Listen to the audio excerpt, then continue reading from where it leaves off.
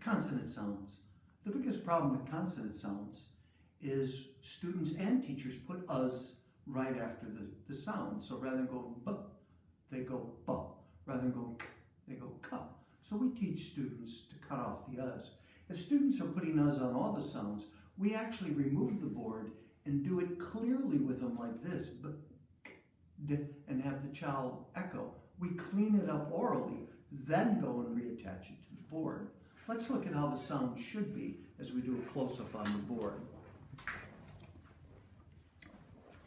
B, b, k, k, d, d, f, f. This also says f, g, g, h, h, j, j, k, k, l,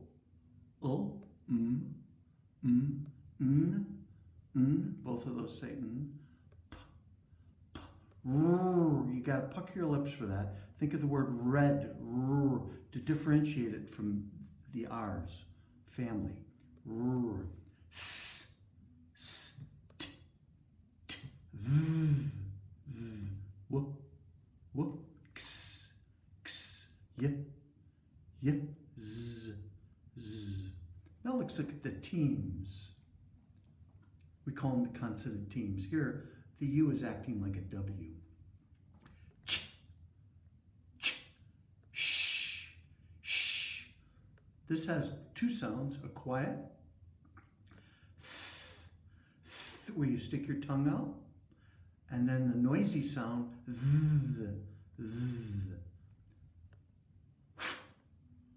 Just blow to distinguish it from this for spelling. That's whoop. This is for spelling. The word when versus you win a game. Qu, qu, Notice you don't hear the G, like the word sing. Unk, unk. Okay?